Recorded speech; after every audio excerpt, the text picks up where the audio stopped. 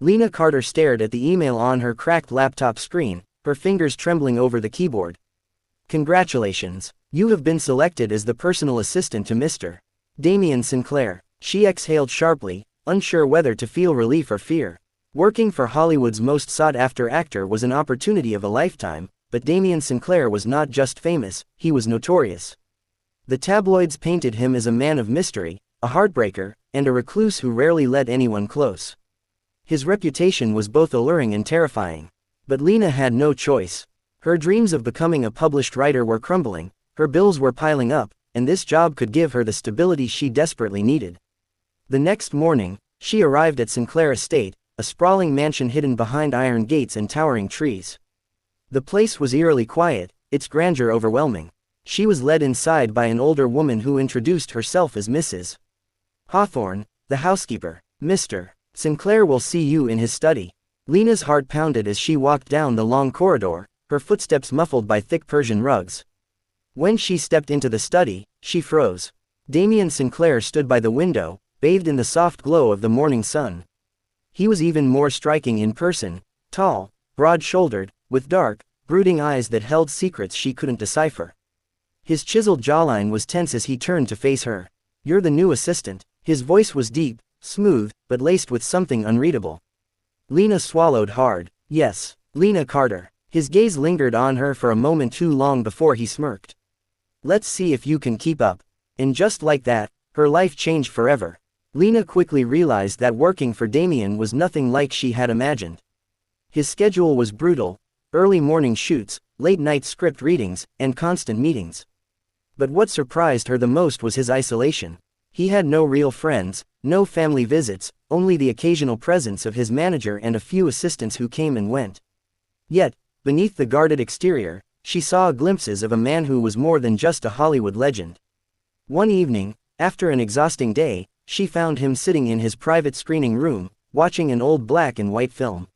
She hesitated at the door, unsure if she should interrupt, but he turned and gestured for her to join him.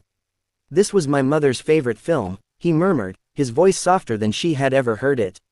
Lena sat beside him, watching as the flickering images danced across the screen.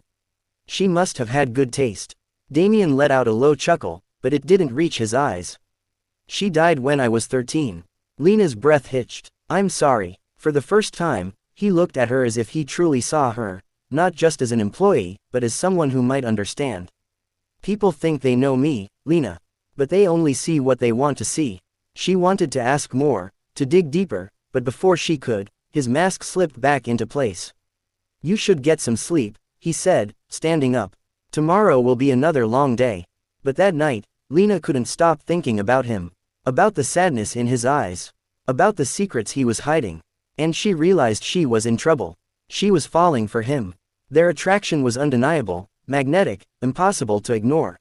Damian pushed her away, but then he would pull her back in, unable to fight the chemistry between them. One evening, after a long press tour, he walked her to her car, his fingers grazing hers for a brief moment. "You should stay away from me, Lena." She tilted her head, meeting his gaze.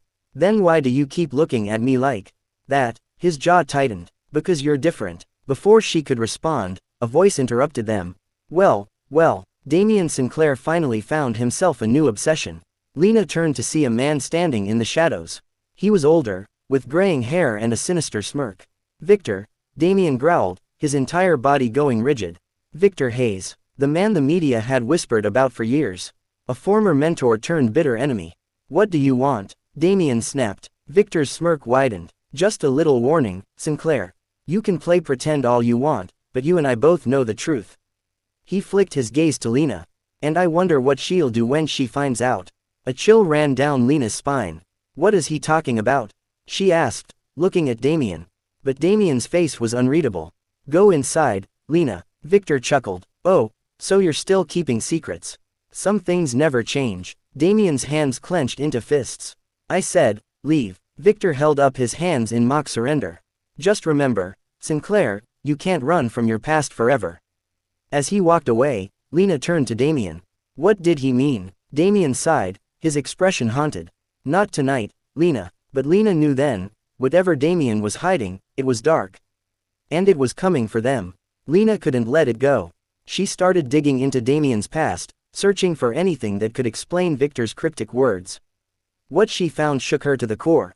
Years ago, before Damien became a star, he had been involved in an incident, a scandal that had been buried by powerful people.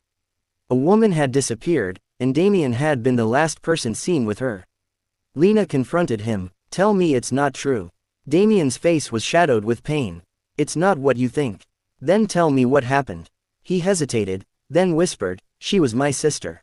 Lena's breath caught. What? She disappeared that night, and I couldn't save her. His voice broke. Victor covered it up, not to protect me, but to control me. He's been holding it over my head for years.